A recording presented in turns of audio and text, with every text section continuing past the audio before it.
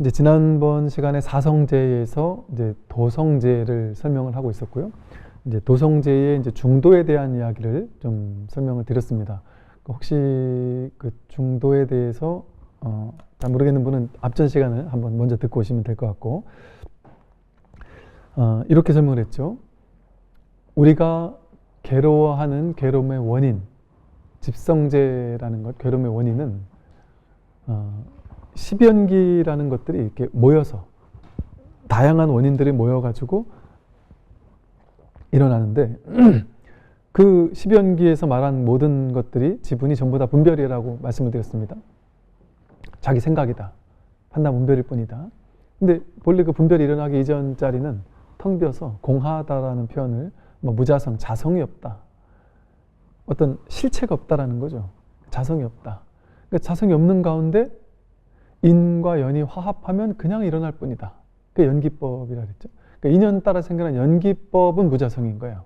그 연기법, 무자성, 공이라는 말, 무아라는 말이 같은 말인 거예요. 인연 따라 여기에 지금 소리가 없죠. 소리가 없어요. 근데 이 인과 이 연을 이렇게 화합시키면 이렇게 화합시키면 그 결과로 갑자기 없던 소리라는 게 생겨났어요. 그 소리가 어디에도 없었는데 이렇게 생겼단 말이죠. 이 세상 모든 것들은 없는 것에서 인과 연이 부딪히는 걸 통해 새로운 것이 잠시 드러난단 말이죠. 잠시. 우리 마음속에 지금 화가 없어요. 지금 분노가 없어요. 지금. 근데 갑자기 제가 여러분한테 갑자기 욕을 버럭한다 하면 갑자기 욱하고 화가 날 수 있겠죠. 그죠? 인을 제공해주면 인연 따라 그냥 욱하고 올라온단 말이에요. 본래 아무것도 없는 가운데 인연 따라 모든 것들이 이렇게 생겨나고 사라질 뿐이다. 근데 인연 따라 생겨나고 사라지는 거에는 어떤 의미가 없다 그랬어요. 그러니까 분별할 것이 없다. 맞다 틀리다 옳다 그렇다 할 것이 없다. 이거는 큰 것도 아니고 작은 것도 아니다. 인연 따라 크기도 하고 작기도 하다. 나는 잘난 사람도 아니고 못난 사람도 아니다. 그냥 있는 이대로죠. 그게 나를 제대로 보는 정견이죠. 바르게 보는 거죠. 근데 우리는 자기 식대로, 자기 분별을 가지고 세상을 보며 살아왔단 말이죠. 그래서 이 세상이 전부 다 인연 따라 생겨나고 사라지는 줄 깨닫게 되면, 연기법으로 깨닫게 된다면, 그 무엇도 인연 따라 생기고 사라질 뿐이지 실체가 없구나. 공하구나. 있다라고 할 수 있는 게 아니구나. 그냥 생겼다 사라지고 끝이니까. 그리고 이거는 분별할 수 없구나. 좋은 것도 아니고 나쁜 것도 아니고 의미가 없구나. 개념이 없구나. 사람이 자기 식대로 생각하고 해석하고 판단, 분별할 뿐이었구나. 그러니까 무분별이라고 하죠. 무분별. 무차별지, 무분별지 이렇게 설명을 해요. 그 분별할 수 없다. 그래서 무소유라는 것도 뭐겠어요? 본래 소유했다고 하지만 소유할 바가 없어요. 사람이 이제 땅 입장에서 보면 얼마나 웃겨요. 사람이 땅이 우리가 먼저 있었는데, 땅이 내가 먼저 있었는데 갑자기 찰나밖에 안 되는 시간 동안, 100년밖에 안 되는 그 짧은 시간 동안 어떤 요만한 티끌 같은 애가 하나가 갑자기 등장해, 땅에서 나와가지고, 인연 따라 땅에서 나와가지고는 이게 지 거라는 겁니다.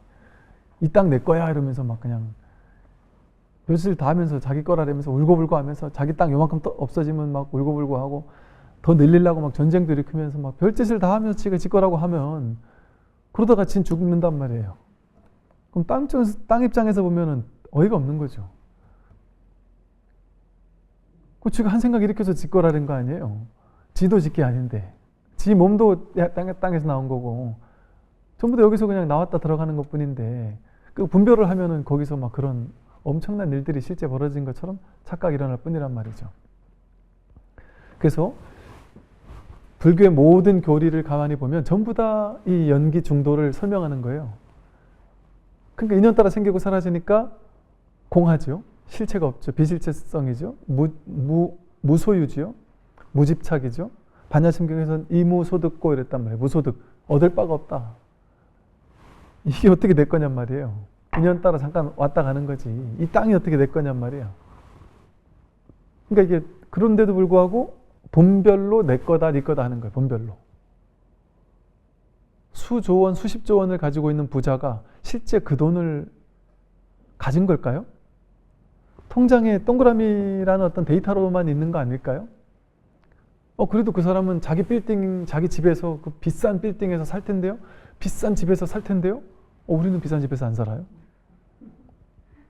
그러니까 우리가 나는 자가야, 매매해서 난 자가하고 넌 월세지 이러지만 다 자가가 어디 있어요, 세상에. 다 월세지. 100년짜리 월세 아니에요, 전부 다. 이 몸도 월세 임대 들어와 있는 건데 어떻게 이 빌딩이 내 거가 일 수 있어요? 빌딩이 수백 개가 내 거라 해도 그게 진짜 자기 게 아니에요. 자기가 그냥 거기 가 있는 거지. 조금 더 대접 잘 받는 거지. 뭐 주인이니까 그 사람 오면 더 대접 잘 해줄 거 아니에요? 그런데 좋은 사람 잘 만나면 빌딩에 가도 대접 잘 해줘요. 뭐 커피 하나 주문을 시켜도 바다가 확 내려다 보이는 곳에서 아주 친절하게, 막 그렇게 친절하게 와서 차를 갖다 줘요. 돈 한 5,000원, 7,000원만 있으면 돼요. 그 대접 받으려고 그 빌딩을 수백억 들여서 안 사도 된단 말이죠. 실제 자기 게 아니에요. 그냥 관념 속에서 우리 사람, 그러니까 한 사람이 이러면 미친놈이지만 이 여러 사람이 야, 이거 네 거 해? 이거 내 거 할게? 야, 이건 네가 가졌다고 하자? 이건 내가 가졌다고 하자? 이게 게임을 하는 거예요. 집단적으로 수많은 사람들이. 이게 땅 입장에서 보기에는 얼마나 어이없는 일이에요. 이 지네끼리 잘한다, 잘 논다. 이게 뭐와 같으냐 하면 바닷가 백사장에서 유치원 애기들이 이거 내 땅이야, 이거 내 집이야, 이거 내가 닦은 길이야. 그러면서 막 이거를 옆에 힘 있는 애가 와가지고 발로 한번 뭉개면 버럭하고 화를 내면서 막 그냥 죽자사자 싸우잖아요. 울고불고 난리가 나잖아요. 이거 다 가짜인데 옆에서 보고 있는 어른들이 보기에는 진짜 어이가 없죠. 이걸로 진짜라고 하면서 싸우고 있으니까. 그 지도 좀 이따가 밤 되면은 다 뭉개고 집에 밥 먹으러 갈 거면서 그때는 실제인 것처럼 싸운단 말이죠.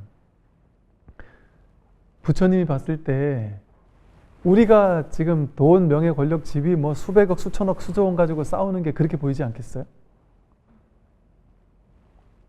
가치라는 게 웃기지 않나요? 막 희소 가치가 있으면은 엄청 비싸지잖아요.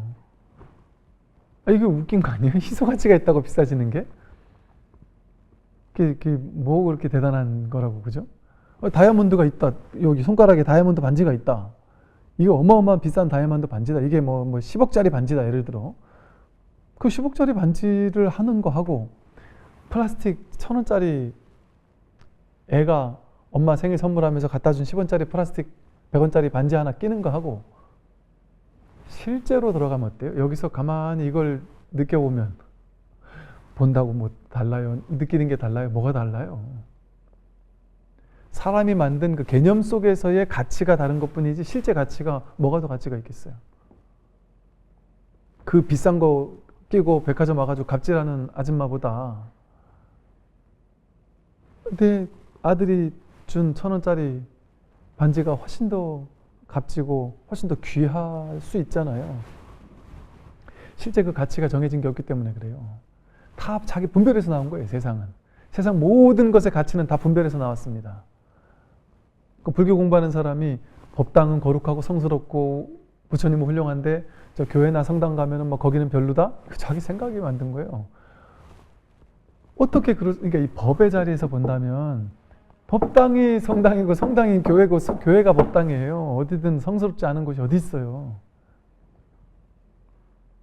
모든 곳이 다 불국토란 말이에요. 모든 곳이.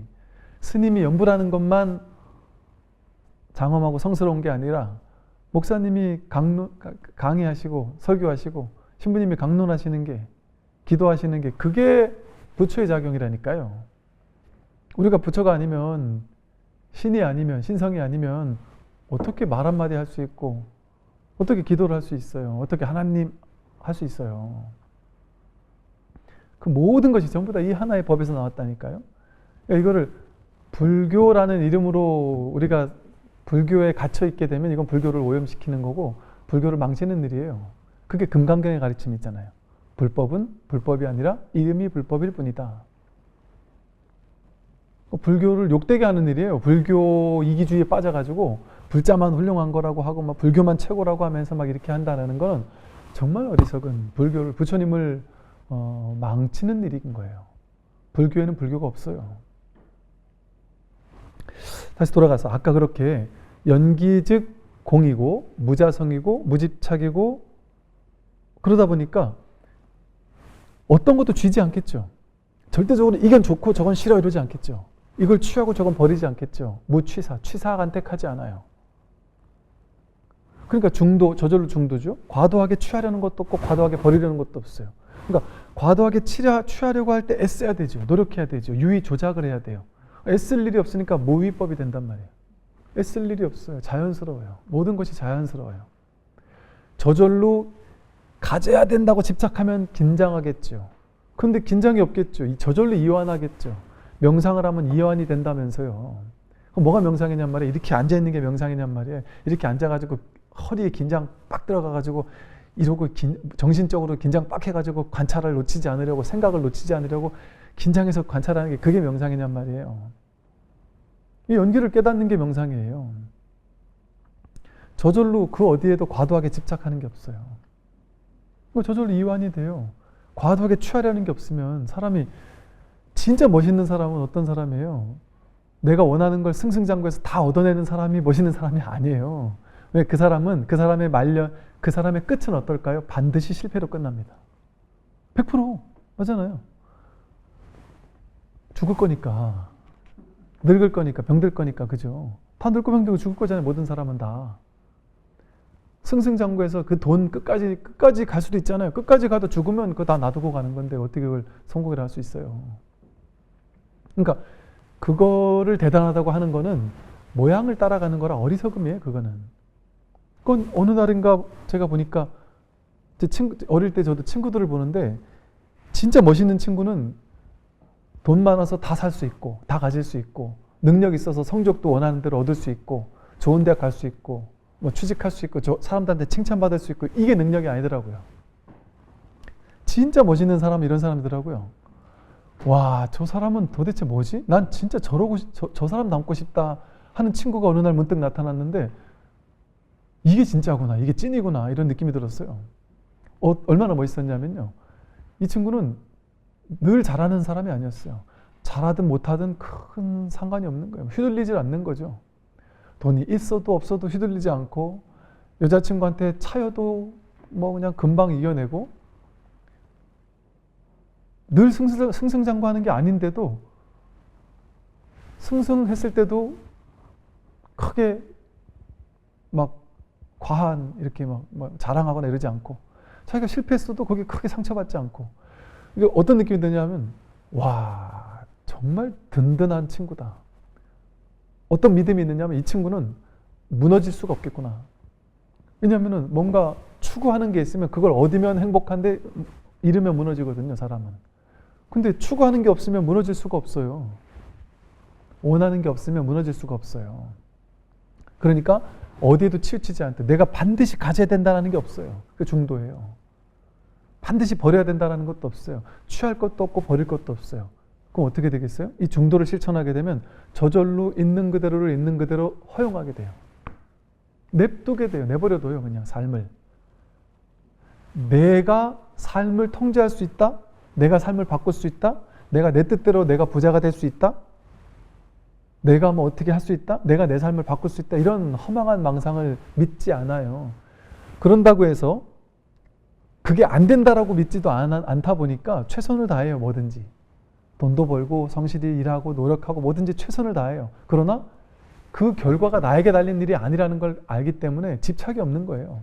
그러니까 머무는 법 없이 마음을 내는 거죠. 응무소주 이생기심. 집착하는 법 없이 무엇이든 마음을 내요. 근데 집착하는 바가 없기 때문에 그게 돼도 좋고 안 돼도 좋아요. 기대한 게 없기 때문에. 어떻게 그걸 알까요? 모든 것은 나에게 달린 일이 아니에요. 왜? 이 내가 아니란 말이에요. 이게 내가 아니에요. 그런데 어떻게 내 생각이 나을 수 있겠어요? 나에게 달렸다는 게 어떤 나에게 달린 일일까요? 이 작은 나에게 달린 게 아니라 법신 비로자나불. 법신불이 진짜 자기거든요. 이 법신불에게 달린 일이에요. 이 세상 모든 일들은. 그러니까 내가 삶을 통제하려고 하지 않죠. 내가 삶을 내 뜻대로 변화시키려고 하지 않죠. 법신 비로자나 부처님께 법에게, 진리에게 모든 걸 내맡긴단 말이에요. 그리고 내가 할 수 있는 건 뭐냐? 내가 하고 싶은 걸 난 할 뿐이다. 끝. 최선을 다해 돈도 벌고, 최선을 다해 자식 키우고, 최선을 다해 자식 뒷바라지 하고, 할 수 있는 건 최선을 다해 한단 말이에요. 좋고 나쁜 게 어디 있어요. 마음을 나고 하고 싶어 하고, 할 여건이 든다 그러면 해주는 거고, 여건이 안 든다 그러면 못 해주는 거예요. 그냥 그건 비참한 게 아닌 거예요. 여건 안 되니까 못 해준다 당당하게 말하면 되는 거예요. 그럼 부모가 내가 정말 이렇게 못난 부모가 돼서 미안하다 눈물 흘리면서 자식에게 너에게 학원도 보내주고 뭐도 해주고 해야 되는데 그걸 못해서 미안하다 이러면서 막 이렇게 얘기를 하면 그 자식은 그걸 믿게 돼요. 감정적으로 지금 우리가 뭔가 문제인 거구나. 우리 집이 뭔가 문제인 거구나. 아버지가 나한테 미안해야 할 만한 일이 우리 집에 벌어지고 있나 보지? 이렇게 왜곡해서 받아들이게 되는 거예요. 그건 전혀 미안할 게 아닌 거예요. 그건 당당한 거예요. 그냥 야 돈이 없다. 너 학원 가고 싶어도 못 간다. 근데 노력해 볼게. 그럼 될 수도 있고 안 될 수도 있어. 그럼 그거 한다고 무조건 좋은 거겠냐? 안 한다고 무조건 나쁜 거겠냐? 네가 열심히 하면 안 해도 될 수도 있고 또 해도 안 될 수도 있는 거야. 살면 알 수 없는 거야. 그리고 남들 막 부러워하는 게 내 이해는 간다. 근데 그럴 것 같으면 너 언제쯤 안 부러워질까? 죽었다 깨어나도 안 부러질 수가 없다. 네가 1조를 벌어도 100조 번 사람이 있으니까 죽었다 깨어나도 끝끝내 그 사람들 뒷공문을 쫓아가는 것밖에 못한다. 그럼 어떡할래? 그거 할래? 아니면 그런 비교를 다 끊어버리고 내가 지금 여기서 그냥 살아있을래? 깨어있을래? 여기서 진짜 하고 싶은 거 내가 지금 내 조건에서 내가 지금 할 수 있는 걸 할래?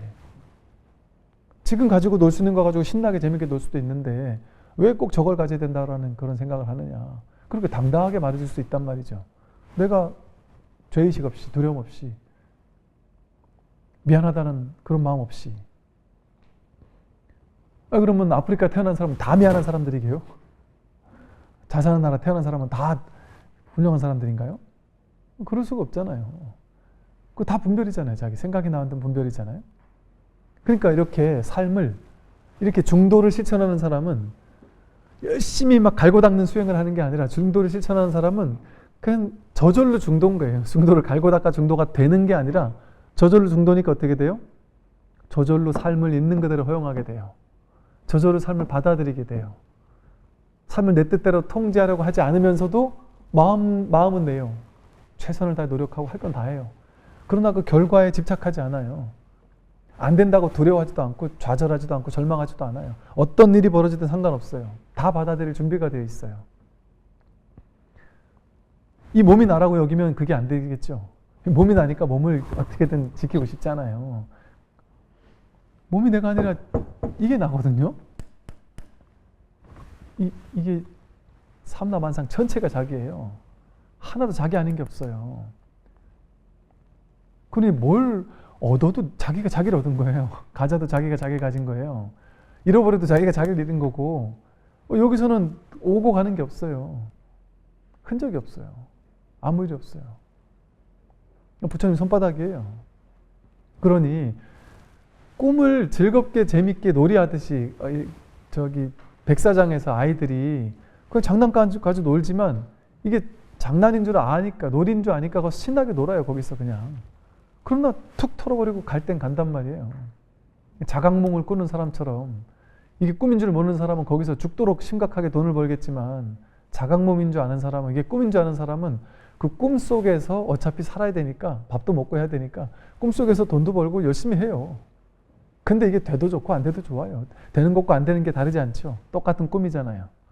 돈 1000억 버는 거하고 1000억을 날린 거하고 똑같다니까요. 어젯밤 꿈에 1000억을 벌었어요. 그 전날 밤 꿈에 1000억을 날렸어요. 똑같은 거 아니에요? 똑같은 꿈 아닙니까? 다른 일이 아니에요. 그래서 여여부동이라고 하는 거예요. 삶의 진실은 여여부동이에요. 여여해서 움직일 게 없어요. 다 한결같아요. 1000억을 번 것과 1000억을 잃은 게 여여하다니까요. 동일하다니까요. 이 법의 자리에서는. 그 다음 나오는 세 가지가 정사유, 정어, 정업이라는 건 뭐냐면 바르게 사유, 바르게 생각하고 바르게 말하고 바르게 행동한다는 거예요. 신고의 삼업, 즉 현실 속에서 어떻게 생각하고 어떻게 말하고 어떻게 행동할 거냐, 그게 수행이라는 거예요. 바르게 생각하는 게 수행이에요. 바르게 말하는 게 수행이에요. 연부를 하루에 수백 번, 수만 번 하는데 입이 거칠어서 욕을 한다. 현실에서. 그 전혀 수행과 거리가 먼 거예요.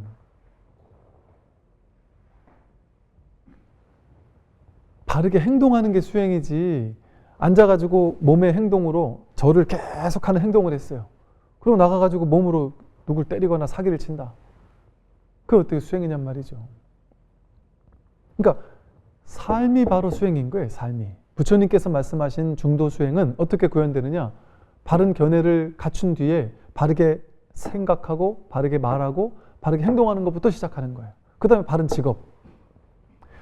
되게 구체적으로 현실적인 얘기를 하고 계신단 말이에요. 그래서 우리가 말하고 생각하고 행동하는 이게 수행인 줄 알아야 돼요. 다른 게 수행이 아니라. 그런 어떤 관점에서 팔정도에서 이제 중요한 점 우리가 알아야 되는 게, 제가 이제 학교 다닐 때 또는 대학교에서 불교를 공부할 때 팔정도 이거 뜻이 뭔가 봤더니 바른 견해, 바른 말, 뭐 바른 생각, 바른 행동, 뭐 바른 직업, 뭐 바른 노력, 뭐 이런 거예요. 뭐지? 내가 부처님을 너무 과대평가를 했나? 대부처님께서 하신 말씀이 고작 이거야? 이거 초등학생 윤리교과서에나 나올 법한 바르게 말해라, 바르게 생각해라, 이거 아니에요. 그렇게 받아들이다 보니까 부처님 가르침이 너무 시시하게 느껴지는 거예요. 왜? 바른 게 뭔지 모르니까. 팔정도라고 할 때 제일 중요한 게 정자예요. 바르다는 거. 뭐가 바른 줄 알아야 돼요. 이 정이 바로 중도에서 말하는 중이에요. 중자, 중도. 그리고 이 정, 바른 게 뭐가 바른 거냐? 분별하지 않는 게 바른 거예요. 반야심경이나 이 대승불교 경전에서 말하는 무분별지, 반야지혜, 그게 바른 거예요. 중도의 지혜, 아까 앞에서 말한 중도, 연기, 공, 무자성을 깨닫는 그 지혜, 그 바른 안목을 갖추는 것, 그게 바른 거예요. 그러면 이 8가지 바르게 행해야 되는 거잖아요. 그죠? 어떻게 하는 게 바르게 행하는 거냐? 연기적인 안목을 갖추고 행하는 거예요. 중도적인 안목으로 행하는 것이고, 공성, 무자성, 무집착, 무소유, 있는 그대로 허용하고, 무쟁삼매, 앞서 말했던 그런 것들을 실천하는 삶이 바로 팔정도인 거예요. 근데 이게 다른 게 아니라 그랬죠. 다 같은 얘기를 하고 있는 거죠. 그죠? 그런 연기법, 중도, 공성에 대한 자각, 사성제 팔정도 12연기에 대한 올바른 견해, 올바른 자각이 있을 때 저절로 이런 팔정도의 바른 행위 드러나게 된단 말이죠. 바른 실천이 드러나게 된단 말이죠. 팔정도를 보면요, 교리적으로 보면 경전에서는 팔정도를 왜 닦느냐, 팔정도는 왜 닦을까 했을 때 이렇게 나와요. 그 자바함경에서는 애욕을 끊기 위해서라고 하고 있고요. 중하함경에서는 고를 소멸하기 위해서, 또 무명을 끊기 위해서라고 하고요. 증일아함경에서는 생사의 어려움을 건너기 위해서라고 말합니다. 즉 괴로움을 소멸하는 것, 무명을 끊는 것, 무명을 끊어야 괴로움을 소멸할 수 있으니까, 또 애욕을 끊고 삼독심을 끊는 것, 다 같은 얘기를 하는 거죠. 그죠? 즉 사성제 팔정도를, 사성제를 구현하는 게 바로 팔정도라는 소리예요. 그래서 팔정도를 닦았을 때 완전한 삼독을 끊고 애욕을 끊어서 무명을 소멸시켜서 괴로움에서 벗어날 수 있다라는 얘기를 하고 있는 거죠. 그러면 첫 번째 이제 정견인데, 정견이 가장 중요한데요. 자밤경에서 이렇게 말해요. 정견이 있기 때문에, 정견이 있으므로 정지 내지 정정이라고 하는 나머지 7가지 바른 길이 있는 것이다, 이렇게 얘기를 하고 있거든요. 즉 정견이야말로 나머지 7가지의 가장 근본이 된다라고 이렇게 설명을 하고 있어요. 그래서 이 정견이 가장 중요해요. 불교에서 바른 견해. 그러니까 이게 참 정견, 바른 견해, 너무 심플한 말이잖아요. 너무 아주 심심한 말이죠, 언뜻 보기에는.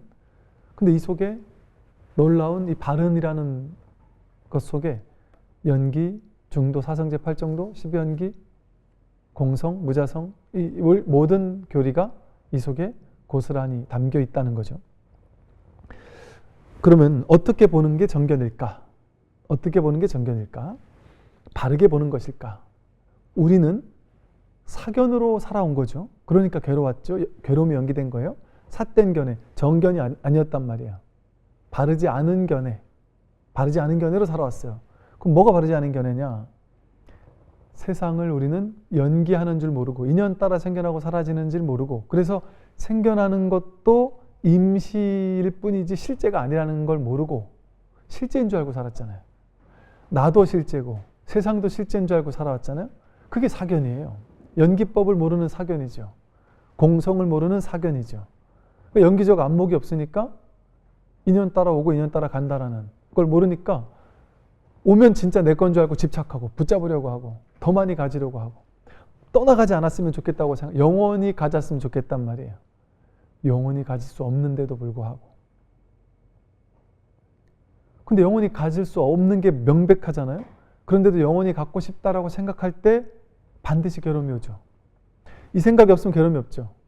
내가 돈을 벌었어요. 한 몇 억을 벌었어요. 그럼 이걸 영원히 내가 갖고 싶단 말이에요.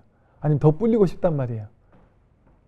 그 생각이 나쁜 건 아니에요. 그거 하면 된단 말이에요. 그런데 이게 될 수도 있고 안 될 수도 있다는 걸 아는 거죠. 그리고 이건 왔으니까 언젠간 간다라는 사실을 안단 말이에요. 그럼 떠나가더라도 그렇게까지 괴로울 일이 없겠죠. 온 거는 반드시 가는 거니까. 그런데 내가 오라고 할 때 오고 내가 가라고 할 때 가지 않는다는 걸 아니까. 나에게 달린 일이 아니라 연기에게 달린 일이에요. 중중무진의 연기에게. 인연 따라 자기가 올 때가 되면 저절로 인연이 갖추어져요. 그러지 않던가요? 시절 인연이 되려고 하면 신기하게 뭐가 착착 들어맞아져 가지고 막 되는 쪽으로 뭔가가 막 분위기가 막 형성이 돼버려요. 그래서 나는 애쓴 것도 없는데 저절로 됐어요. 근데 안 되려고 하면 죽도록 노력해서 되게 하려고 막 기를 쓰고 막 먼 짓을 다 해도 안 돼요. 아무리 나쁜 짓을 다 해도 안 돼요. 술수를 써도 안 되고. 의외로 이 대기업 회장, 아무것도 없던 사람이 갑자기 대기업 회장 자리에 오르거나 막 이렇게 막 승승장구를 얼마나 했으면 그 자리까지 갔겠어요. 그죠? 근데 그런 분들이 대부분 이런 얘기를 한다래요. 난 원래 탁월한 사람이에요. 이렇게 얘기하지 않는다는 거예요. 신기하게 난 운이 좋았다. 이런 식으로 표현한다는 거죠. 나에게 달린 일이 아니었다는 거죠. 운이 좋았던 거예요, 그냥. 인연이 맞아떨어진 거예요. 이런다는 얘기를 들었어요. 이 근자예요. 저한테 그 주식으로 돈을 다 날려가지고 막 난리가 난 분들이 몇몇 분들이 찾아와서 괴로움을 호소하세요. 보살님 이혼하자래고 본인도 죽고 싶고 너무너무 괴로워하는 거죠. 그 주식으로 돈 날린 분들은 도대체 어떻게 얘기를 해드려야 되나 이렇게 하다가 주식 전문가가 하는 무슨 강연이 있다 해서 한번 10분짜리인가 뭐 이게 들어봤어요. 들어봤더니 와, 이 양반이 진짜 전문가네 싶더라고요. 이 얘기를 해드려야 되겠다는 생각이 딱 들더라고요. 그분이 우리나라 최고의 주식 전문가거든요. 경제 전문가거든요. 근데 그분이 뭔 얘기를 하시냐면 나 이 말만 하겠다. 나는 이렇게 전문가라고 하지만 나는 실력이 없어서 우리나라의 어떤 개별 주식을 투자해가지고 내가 이걸로 돈 벌겠다는 생각 자체를 버렸다. 그건 불가능하다. 나는 실력이 없어서 못한다. 최고의 전문가 그렇게 얘기한단 말이죠. 우리가 그 사람보다 더 똑똑할까요? 더 많이 공부했을까요? 그분 몇십 년을 그쪽에 투자한 사람인데 나는 실력이 없어서 주식으로는 돈 벌 거 진작에 포기했다. 가만히 들어보니까 그게 그 정답을 깨닫는 데 이 오랜 세월이 걸렸겠죠. 실제로 주식을 투자하면 5%만 벌고 나머지 95%는 잃는데요. 근데 그 5% 번 사람도 평생에 걸쳐서 다 벌었느냐 하면 그게 아니라는 거죠. 어느 시기에 특정 시기에만 벌었다는 거죠. 거의 다 이렇다는 소리죠. 근데 우리는 실제라고 여겨요. 그걸 다 진짜 같아요. 실제로 내가 뭔가 노력하면 될 것 같아요. 이게 운이 있어도 안 되는 판인데 나에겐 운이 막 따라줄 것 같아요. 근데 그게 되냔 말이에요. 내 뜻에 달려 있더냔 말이죠. 그러니까 이거는 자기에게 달린 일이 아닌 거예요. 진짜 운인 거예요. 운. 진짜 그 누가 와도 알 수 없는 거라는 거죠. 아무리 최고의 전문가도 알 수 없다는 거죠. 이거는 어떻게 될지는 알 수 없다는 거죠. 그게 정직한 얘기 아닙니까? 많이 공부하면 많이 공부할수록 최고의 전문가일수록 세계 경제 최고의 전문가일수록 모르겠다. 이럴 수밖에 없지 않을까요? 그게 진실하지 않을까요? 어떻게 자신만만할 수 있겠어요? 오직 모를 뿐이에요. 중중무진의 연기는 알 수 없어요. 사람의 머리로. 아무리 뛰어난 슈퍼컴퓨터를 수천 대를 갖다 돌려도 알 수 없어요. 중중무진의 연기는 알 수 없다니까요. 현실이 돌아가는 어떤 법칙성을 인공 컴퓨터가 막 이렇게 조작해가지고 어떻게 되겠다 볼 수는 있겠지만 그 인공 컴퓨터가 사람의 마음의 변화까지 감지할 수 있을까요? 대기업 회장이 이걸 투자할까 말까 갑자기 심리적인 어떤 게 생겨가지고 갑자기 투자하려고 했다가 갑자기 그 전체를 기부하고 떠나갈 수도 있잖아요. 예를 들면 그런 것까지 그 슈퍼컴퓨터가 알아낼 수 있을까요? 이 중중무진 연기는 마음에서 연기되는 거기 때문에 유심연기라는 표현도 있어요. 그래서 마음에서 연기하는 거기 때문에 이걸 다 알아챌 수가 없어요. 이 기계적으로 돌아가는 게 아니기 때문에 세상은 알 수 없어요. 그러니까 항복하는 거야. 항복기심. 세상에 내 뜻대로 뭔가 할 수 있다 이런 생각을 탁 내려놓는단 말이에요. 그럼 아무것도 안 하는 건 아니에요. 최선은 다하되 결과를 완전 내려놓고 마음을 항복하는 거예요. 그냥. 그러니까 이 팔정도의 이제 정견의 견해가 서게 되면 과도하게 집착하는 게 없는 거예요. 그럼 자성이 없구나, 공하구나. 매 순간 최선은 다하되 연기, 공이라는 이 진실에 딱 뿌려내리고 있는 거예요. 그런 안목이 자기에게 딱 갖춰진단 말이죠. 그러니까 항상 최선은 다하는데 과도하게 집착하는 게 없고 과도하게 두려워하는 게 없겠죠. 반드시 이래야 되는 것도 없고 반드시 저래야 되는 것도 없죠. 이래도 저래도 상관없죠. 계획은 다 있는데도 그 계획대로 돼도 상관없고 안 돼도 상관없단 말이에요. 그러니까 바른 견해를 갖추면 스트레스 받을 일이 없죠. 괴로울 일이 없죠. 그러니까 이렇게 바른 견해라는 건 연기적 견해고 무자성, 비실체성, 공을 통찰하는 견해가 되는 거죠. 그러니까 그런 견해가 있으면 삶을 사는데 얼마나 가볍겠어요. 스트레스 받는 일이 없겠죠. 그냥 물 흐르듯이 그냥 인연에 내맡기고 삶에 완전히 내맡긴 채. 왜? 삶의 일부분이 나라고 여기면 내가 내 인생을 이렇게 바꿔야지 저렇게 바꿔야지라는 게 생기잖아요. 그런데 이 연기법의 인연생 인연멸의 일체 모든 생겨나고 사라지는 것들이 돌아가고 있는 그 본바탕, 그 전체, 그 전체인 본바탕, 그 본체라고 하는 그게 자기라면 바꿔도 바꾸는 게 있어요? 변해도 변하는 게 있어요? 이렇게 되는 것과 저렇게 되는 게 똑같잖아요. 지난 시간 말한 것처럼 100억을 버는 것과 100억을 잃는 게 똑같단 말이에요. 이게 꿈인 줄 알면 어젯밤에 100억을 벌든 100억을 날리든 똑같단 말이에요. 10년을 살든 100년을 살든 똑같고 돈을 벌든 잃든 똑같단 말이에요. 이 안목이 생기면 안목이 있으면 그러니까 전체가 난데 이 전체를 뭘 바꿔요? 거기 그냥 인연 따라 그냥 그 전체에 그냥 하나가 돼서 하나로 공명해가지고 그러니까 하나 속에 뛰어드는 거죠. 그래서 옛날부터 스님들께서 불자들이나 많은 사람들 공부인들이 와서 사는 게 너무 괴롭습니다. 대해어록에 그런 말이 나오거든요. 인생 사는 게 너무 괴롭습니다. 막 마음이 너무 괴롭고 막 불타오르는 것 같고 인생이 너무 뜨거운 막 이런 걸 막 보고 있습니다. 너무 괴롭습니다. 너무 뜨거워 죽겠다. 막 인생이 막 불타오르는 진짜. 그러니까 법화경에서도 이 세상은 막 불타오르는 곳이라고 했잖아요. 화택의 비유. 불난집과 같다 그랬잖아요. 탐진치 삼독에 불타고 있다고 했단 말이에요. 내 이 괴로움이 불타고 있어서 죽을 것 같다. 그랬더니 뭐라고 했느냐면 그 대스님이 뜨거워서 죽을 것 같습니다. 괴로워 죽을 것 같습니다. 그랬더니 그 괴로운 주변을 맴돌면서 이 불을 어떻게 내가 꺼보려고 한다든지 이 주변에서 어떻게든 이걸 덮지 않으려고 애쓰면 애는 쓰는데 방법이 없다. 이 꺼지지 않는 불길 바깥에 있는데 여기서 어떻게 안 뜨거울 수 있는 방법이 있겠느냐. 그러니까 사람은 불을 끄려고 하거나 불에서 도망치려고 하거나 취하려고 하거나 버리려고 하는 마음을 일으키잖아요. 근데 자기 탐진치 삼독이 자기에게서 나왔는데 어떻게 도망칠 수 있어요? 그럼 어떻게 해야 됩니까? 딱 하나 피할 곳이 있다. 불 속으로 피해야 된다 이랬단 말이에요. 불 속으로 피해야 된다. 그 불길 속으로 피하는 것이다. 불 바깥에서 있으면 불이 뜨겁겠죠. 왜? 불과 내가 둘이니까.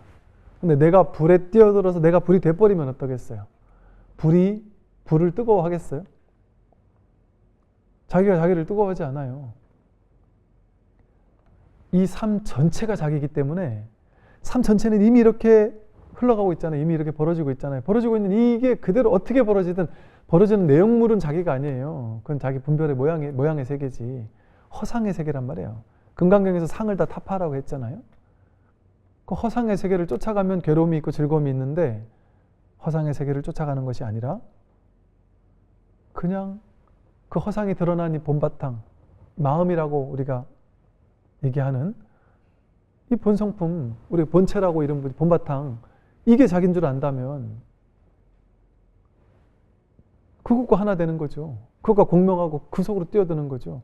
괴로움이 생겼을 때 이게 옛날에 그랬거든요. 그 어떤 스님이죠?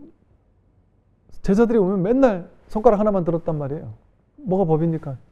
맨날 손가락 하나만 들었는데 죽을 때 돼서 내가 평생 이 손가락 하나 들어가지고 써먹는데 무궁무진하게 손가락 하나만 써먹는데 모든 사람을 이렇게 구제하고 있는데 이걸로 구제하고 있는데 이거를 뭐 반도 못 써먹은 게 아니라 이만큼도 못 써먹어서 아직도 무궁무진하게 남았는데 이거 다 써먹지도 못한다. 그랬단 말이에요. 저는 조금 현실에서 사람들이 괴로워하고 있는 현실을 살고 있는 사람들에게 좀 현실적인 그 방편의 가르침을 좀 준다면 저는 이제 이것을 처음부터 법이 어떻고 뭐 깨달음이 어떻고 견성이 어떻고 뭐 이렇게 얘기를 하면 불이법이 어떻고 하면 너무 어려워하고 너무 힘들어 하거든요.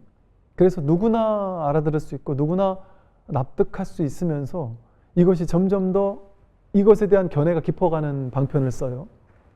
그 방편이 뭐냐면, 그러니까 저는 사람들이 왜 자꾸 이렇게 나한테 찾아오지? 왜 자꾸 이렇게 고민을 얘기를 하지? 내가 하는 얘기는 뻔한데, 똑같은데? 맨날 똑같은 얘기만 하는데 내가 뭔 얘기할지 뻔히 알면서 왜 찾아오지? 싶었거든요. 근데 요즘에는 이제 그래요. 본인들이 와가지고 스님 뭔 얘기할지 다 알겠는데요. 이러면서 또 가져와요. 왜? 있는 그대로 허용하라 그래요. 그 괴로움 속에 뛰어들어 도망치지 마라. 그걸 직면하라 그래요. 그 인정하고 허용하라 그래요. 근데 놀랍게도 그 얘기가 많이 들었었는데 이게 뭔지를 요만큼밖에 이해를 못하고 있었던 거예요. 이게 이게 진짜의 뜻이 뭔지를. 그럼 이제 여기서 공부가 해결이 난다니까요. 이걸 허용하고 받아들이면서 해결이 난다니까요. 저절로 그렇게 되니까. 그래서 이렇게 바른 견해를 갖추는 것, 이게 공부에서 가장 첫 번째예요. 그리고 이것이 되고 나면 나머지 그 다음 8정도는 저절로 이렇게 이루어질 수밖에 없는 거죠. 오늘 여기까지 설명을 드리도록 하겠습니다. 수고하십시오.